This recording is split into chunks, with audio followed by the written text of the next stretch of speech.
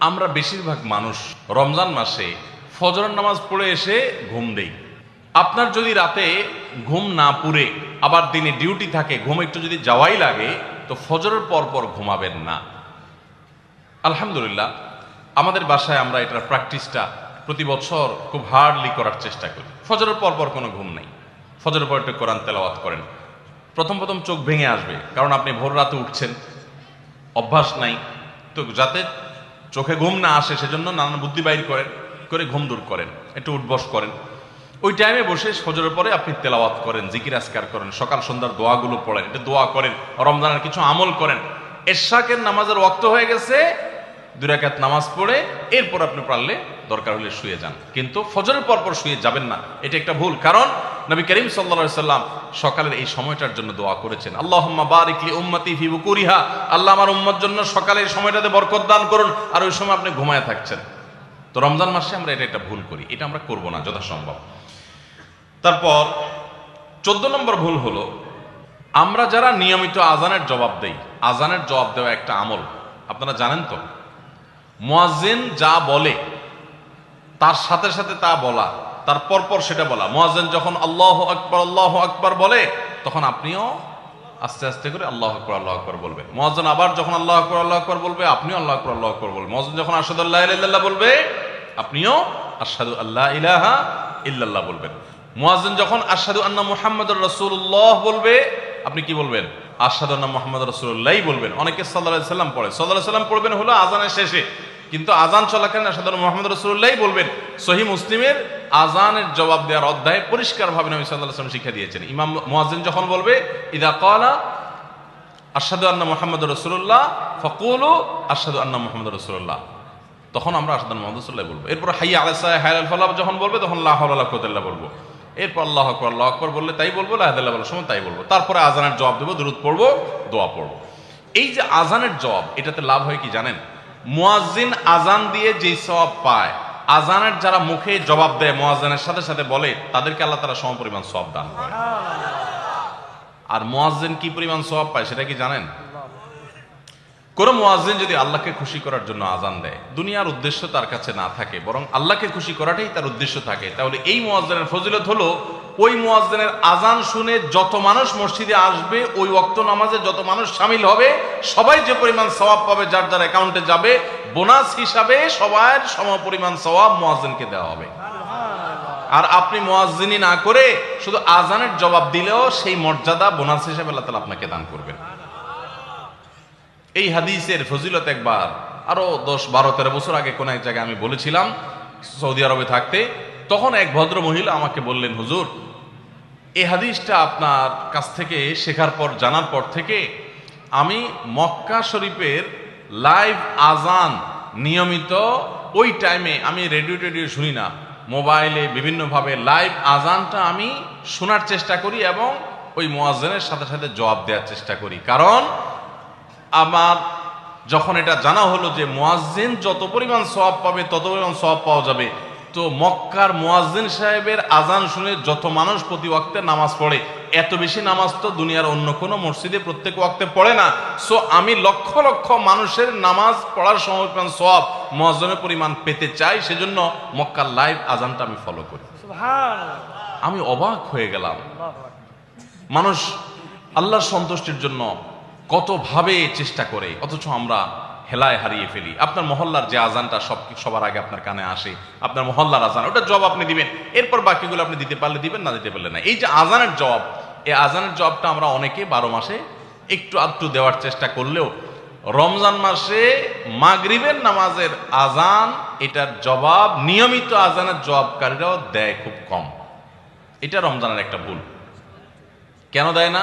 কারণ সেই আসরের পর থেকে নিয়ে 10, 12 পদ, 13 পদ, 14 পদ ইফতার সামনে নিয়ে বসে যে দাঁত কচকচ করতেছিল, হাতগুলো শুধুমাত্র আকুপাকু করতেছিল যে কখন আপনার বেগুনি ধরবে, কখন পেঁয়াজ ধরবে, কখন বুটমরিতে হাত দিবে।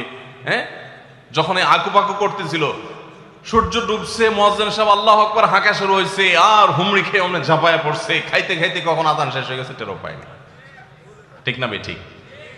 আপনি খান, ওয়াক্ত হয়ে গেছে, সাথে সাথে আপনি খেলেন, আজান শুনলেন, সাথে সাথে আপনি খেলেন, ভালো কথা। একটু মুখে দিয়ে খেতে খেতে খাওয়ার ফাঁকে ফাঁকে মুয়াজ্জিনের আজানের জবাবটা দিয়ে ফেলেন। কিন্তু ম্যাক্সিমাম মানুষ আমরা এই ভুলটা করি। আমি খেয়াল করে দেখেছি যারা নিয়মিত আজানের জবাব দেয় তারাও দেখেছি এটা করে না, অর্থাৎ ভুল হয়ে যায়।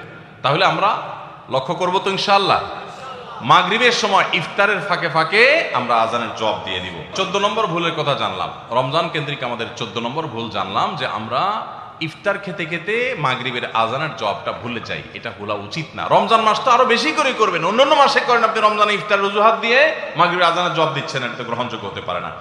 15 নম্বর আমাদের ভুল হলো আমরা তুফান মিল গতিতে তারাবি পড়তে পছন্দ করি। ঠিক না ভাই? ঠিক।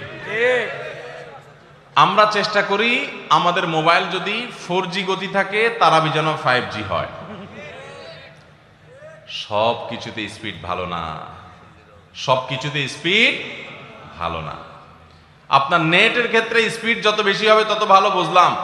তারাবির ক্ষেত্রে ওই তারাবির কোয়ালিটি বেশি হবে যেই তারাবি ধীরে সুস্থে হবে, আস্তে আস্তে হবে, শান্তভাবে হবে, বেশি সময় নিয়ে হবে।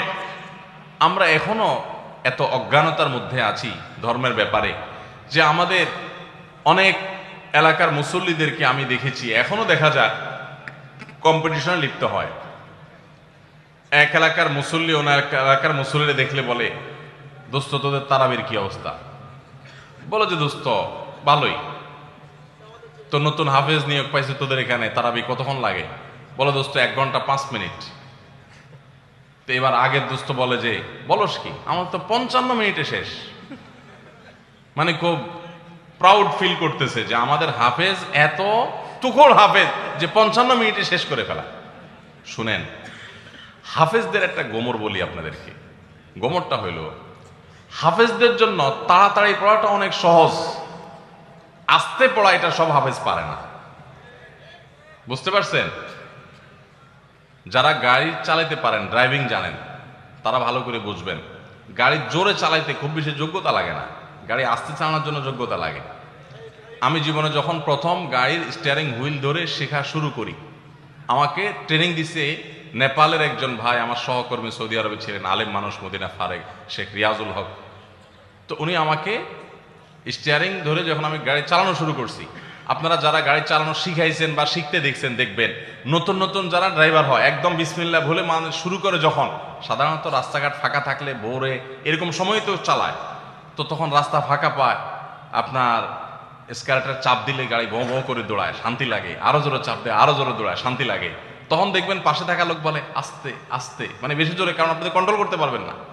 তো আমাকে তখন আমার ওই ড্রাইভিং এর যে শিক্ষক ছিলেন সে ভাই আমাকে বললেন, যখন আমি মোটামুটি চালাতে পারি, অসুবিধা নাই, তখন উনি আমাকে বললেন আপনার জন্য এখন সবচেয়ে বড় টেস্ট হলো কত আস্তে চালাতে পারেন।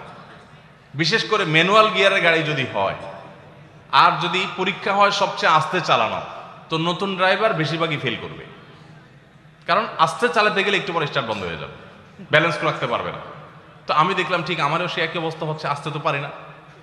তো আমি বললাম যে ভাই আস্তে যে চালাইতে বলো তুমি, আস্তে তো চালাইতে পারতেছি না ভাই, জোরে তো ঠিকই পারি। তো আমার বলতেছে জোরে পালার জন্য যোগ্যতা লাগে না, তো চাপ দিলেই তো দৌড়ায়, তুমি ব্যালেন্স ঠিক রেখা দেখি কত আস্তে চালাতে পারো। সে আমার গাড়ি থেকে নাইমা বলতেছে আমি পাশে হাঁটবো আস্তে আস্তে, আমার গতিতে তুমি গাড়ি চালাবা, দেখি পারো কিনা। আমি তো পারতেছি না। বলো যে না, তুমি এখনো পাকা হও নাই। তো হাফেজদের অবস্থা একই রকম। হাফেজদেরকে যদি বলেন যে ধীরে ধীরে পড়েন আপনারা তারাবিতে, দেখবেন অনেক হাফেজ পারবে না, অনেক হাফেজ পারবে না, অনেকে পারবে, কিন্তু গতির সাথে তা পড়া এটা খুব সোজা কাম। ভাইরা আমার, আমরা তারাবিতে গতি দিয়া যদি পড়ি, অনেক মসজিদে আছে হাফেজ সাহেবরা বেচারারা গতি তো সাধে দেয় না, মুসল্লিদের মুক্তাদিদের চাপের চোটে ওই বেচারারা দৌড়ের উপরে থাকে। হুজুর আপনারা তো দেরি হয় কেন? পাশের মসজিদে মুসল্লিরা চলে আসে আমাদের আগে, রাস্তাঘাটে দোকানে এসে তারা চা খাওয়া শুরু করে, আমরা পরে বাইর হয়ে আমাদের মানিজ্যতা লাগে যে তোদের হাফেজ বোধহয় ভালো হাফেজ না। বুঝতে পেরেছেন? ওই কপাল পড়ারা বুঝতেছে না যে তাড়াহুড়ো করাটা ভালো হাফেজ হওয়ার লক্ষণ না। তো এই জন্য ভাই, তারাবিতে অতিরিক্ত তাড়াহুড়া করা এটা হলো আমাদের বড় একটা ভুল। ঢাকার ধানমন্ডি তাকওয়া মসজিদে আমাদের মুফতি সাইফুল ইসলাম ভাই আজকের অতিথি, ওনার মসজিদে আমি একবার তারাবি পড়েছি। সুবহানাল্লাহ, এত ধীরস্থিরতার তারাবি আমি জীবনে কোথাও দেখিনি, এত ধীরস্থিরতার তারাবি। কিয়ামুল লাইল শেষ দশকে যে করে, এত লম্বা সময় নিয়ে এত আস্তে আস্তে পড়েন, আলহামদুলিল্লাহ মসজিদ ভর্তি মুসল্লি থাকে, পুরো ঢাকা থেকে মানুষ যায়। এরকম মসজিদ বাংলাদেশে আরো আছে, হাতে গোনা খুব কম। আমি অবশ্য তারাবিটা আমার বাসার নিচে আমার ছেলের ইমামতিতে সাধারণত পড়ি। তো যাই হোক, মসজিদে তারাবি এত ধীর স্থিরতার সাথে আমি ওখানে সবচেয়ে বেশি দেখেছি, আরো অন্যান্য জায়গায় থাকতে পারে।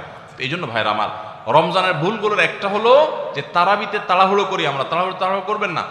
আপনার হাফেজ সাহেবকে যদি আপনি খুব গতিতে পড়তে বলেন, এক পারা যদি প্রথম কয়েকদিন তো 1.5 পারা পড়ে, এরপরে 1 পারা করে পড়ে শেষ পর্যন্ত। 1 পারা পড়তে এশার নামাজ সহজ যদি তার তাড়াহুড়া করে পড়তে যদি 1 ঘন্টার সময় লাগে, তো ধীর স্থিরতার সাথে পড়লে 1 ঘন্টা, বড় জোর 10 মিনিট সময় লাগবে। 5 থেকে 10 মিনিটের পার্থক্য, এর বেশি না। 5-10 মিনিটের জন্য আপনার পুরো 1 ঘন্টা তারাবিটা আপনি বরবাদ হয়ে যেতে পারে যদি অতিরিক্ত তাড়াহুড়া হয়, অস্পষ্ট থাকে, তাহলে তারাবি পড়ার কোনো মানেই থাকতে পারে না। এই জন্য তারাবিতে তাড়াহুড়া করবেন না, ধীর স্থিরতার সাথে পড়বেন। এবং এই বছর বিশেষ করে আমরা ওই যে তারাবির সালাতে কোরআনের বার্তা বইটা লিখেছি, এটার উদ্দেশ্য হলো তারাবি যাতে আপনার কাছে বোঝা মনে না হয়, তাড়াতাড়ি শেষ করে দিতে আপনার মনে না চায়, আপনি আগে থেকে একটু বইটা দেখে যাবেন যে আজকের তারাবিতে কি কি আছে, কোন নবীর ঘটনা আছে। যখন ওই আয়াতগুলো তেলাওয়াত করা শুরু করবে, তখন আপনি রিলেট করতে পারবেন, আপনার কাছে ভালো লাগে কাজ করবে, তারাবিটা আপনার কাছে বোঝা মনে হবে না। তাহলে 15 নম্বর ভুল হলো তারাবিতে তাড়াহুড়ো করা।